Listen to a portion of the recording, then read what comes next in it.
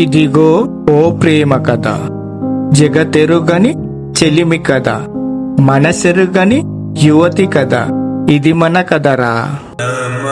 శివాయ శివాయ శివాయ. సృష్టికి మూలం హిందూ ధర్మం. విశ్వాంబరమై వెలిగే తేజం మనదే మనదే మనదేలే. ఇది సనాతనం, అతి పురాతనం. మనదే మనదే మనదేలే. నువ్వేమంటున్నావు? ఇక్కడ శిక్ష అనుభవిస్తున్న వారంతా తప్పు చేసిన వారా? అంది సుగంధి. నువ్వు చాలా తెలివైన దానివి సుగంధి, అందుకే నా ప్రతి మాటల వెనుక ఉన్న అర్థాన్ని బాగా గ్రహించగలుగుతున్నావు అన్నదా స్వరం. అయినా వాళ్లను శిక్షించడానికి నువ్వెవరు అని అంది సుగంధి.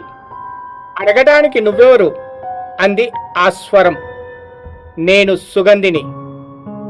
నా గురించి నీకు బాగా తెలుసనుకుంటా అంది సుగంధి.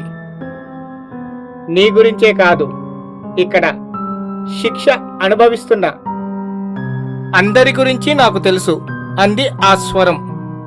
ఇక్కడికి వచ్చిన వారందరినీ శిక్షిస్తావా అంది సుగంధి. నన్ను తప్పుగా అర్థం చేసుకుంటున్నావు. శిక్షను అనుభవించేవారే ఇక్కడికి వస్తారు అంది ఆ స్వరం. అంటే నేను ఇక్కడికి వచ్చింది శిక్షను అనుభవించడానికా అంది సుగంధి. నీకు అందమైన శరీరాన్ని ఎందుకు ఇచ్చాననుకుంటున్నావు అంది ఆ స్వరం. నాకు నచ్చిన అందమైన శరీరాన్ని ఇచ్చింది నన్ను హింసించడానికా అంది సుగంధి.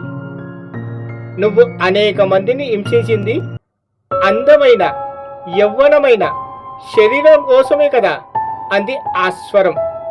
నువ్వేమంటున్నావో నాకు అర్థం కావటం లేదు అంది సుగంధి. నీ కోరికల్లా అందమైన శరీరమే కదా, అందుకే నిన్ను శిక్షించే ముందు నీ చివరి కోరిక తీర్చాలనిపించింది, అందుకే నీకీ శరీరాన్నిచ్చింది అన్నదా స్వరం. అంటే అక్కడ ఉన్నవారందరి శరీరాలు కూడా నిజమైనవి కాదా అంది సుగంధి. నువ్వు గంధర్వ కాంతనంటున్నావు. స్వర్గానికి నరకానికి తేడా తెలియదా ప్రశ్నించింది ఆ స్వరం. ఎందుకు తెలియదు? స్వర్గం చాలా అద్భుతంగా ఉంటుంది.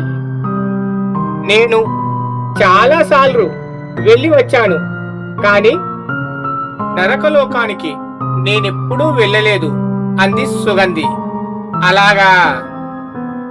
అయితే ఓ గంధర్వకాంత, నీకు మా నరకలోకానికి స్వాగతం అంది ఆ స్వరం. ఇది నరకలోకమా? నరకలోకం అంటే యమధర్మరాజు, యమకింకర్లు, పాప పుణ్యాల గురించి విచారణ ఇవన్నీ ఉంటాయిగా. వీళ్ళెవరూ లేకుండా ఒక మంచు కొండ లాంటి భూసొరంగంలో విశాలమైన భవంతిని ఏర్పాటు చేసుకొని ఎవ్వరికీ కనిపించకుండా తీయగా మాట్లాడుతూ ఇక్కడి దాకా తీసుకువచ్చి ఇది నరకలోకం, నేను నిన్ను శిక్షించేందుకు తీసుకువచ్చానంటున్నావేంటి అంది సుగంధి. మీ అందరి ఊహలో నరకలోకం అంటే యమధర్మరాజు, చిత్రగుప్తుడు, యమకింకర్లు, విచారణ ఇవన్నీ మీ ఊహాలోకంలోని కథలు. వాస్తవమేమంటే ధర్మరాజు అనేవాడు ఎవ్వరినీ చంపడు. అతడు పాప పుణ్యాలను మాత్రమే విచారిస్తాడు.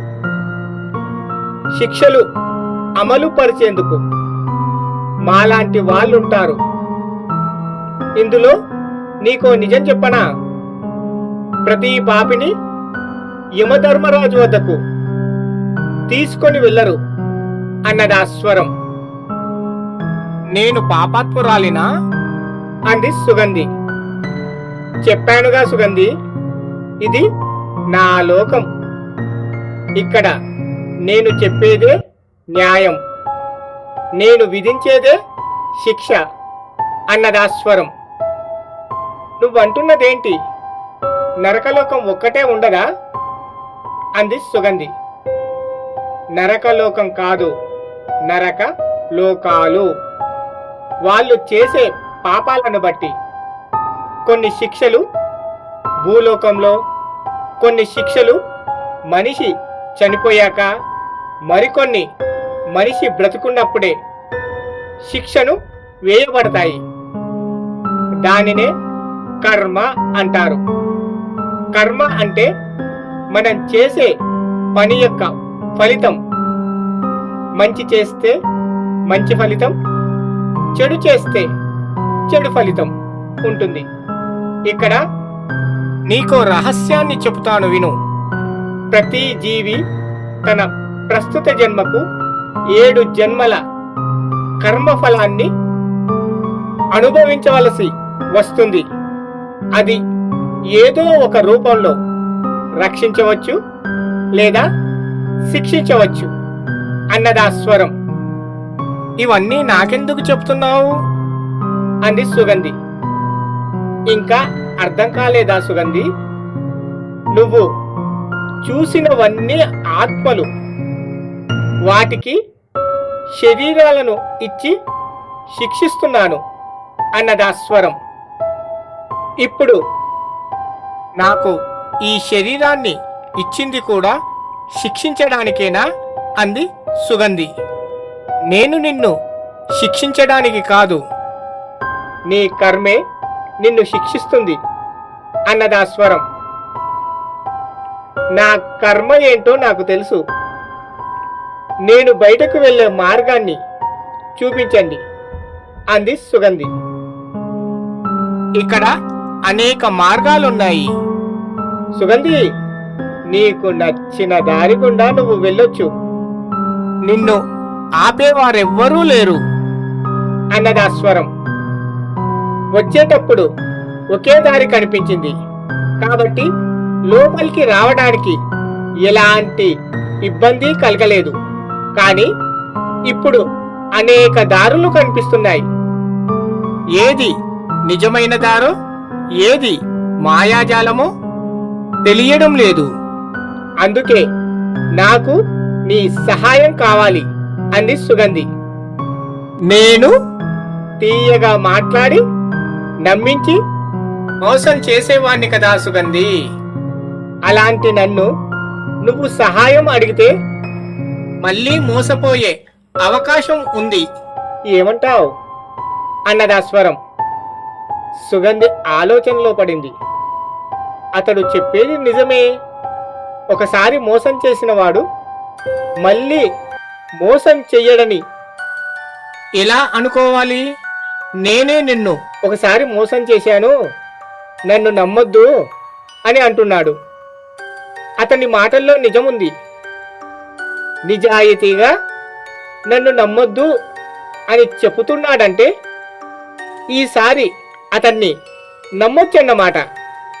సరే, ఈ ఒక్కసారి సహాయం చేయమంటాను. అతడు నన్ను మోసం చేస్తానన్నాడు కాబట్టి అతడు ఏ దారిలో వెళ్ళొద్దంటాడో అదే దారిలో వెళితే సరి అని అనుకొని, ఈసారి నీ మీద నాకు పూర్తి నమ్మకం ఉంది, నిజమైన దారిని చూపిస్తావని ఆశించి అడుగుతున్నాను. ఏ దారిలో వెళ్తే నేను ఈ గుహ నుండి బయట పడగలనో చెప్పండి అని అడిగింది సుగంధి. మొదటిసారిగా నేను నిజం చెప్తున్నా సుగంధి. నువ్వు అక్కడ కనిపిస్తున్న మంటల మధ్యలో ఉన్న లావాలో దుంకితే ఖచ్చితంగా గుహ నుండి బయటపడొచ్చు. ధైర్యం చేసి మంటల మధ్య మరుగుతున్న లావాలో దుంకు అన్నదా స్వరం. ఆ మాటలు విన్న సుగంధికి భయమేసింది. తనను మరుగుతున్న లావాలో దుంకమనడానికి కారణం మరుగుతున్న నీటిలో శిక్షను అనుభవిస్తున్న ఆడవాళ్ళలాగా నన్ను కూడా బాధ పెట్టేందుకే ఇలా చెబుతున్నాడు, అతన్ని నమ్మొద్దు అని మనసులో అనుకొని మంటల ప్రక్కన ఉన్న చల్లటి నీటి కొలనులోకి వెళుతుంటే, నేను నిజం చెప్తున్నా సుగంధి, ఆ చల్లటి నీటి కొలనులోకి వెళితే బాధపడాల్సి వస్తుంది అని ఆ స్వరం చెప్పినా వినకుండా కొలనులోకి దిగింది సుగంధి. మానవ లోకం ఇది మాయాజాలం మది గాయపడిన హృది కార్చిన అమూల్య చరితం ఇది.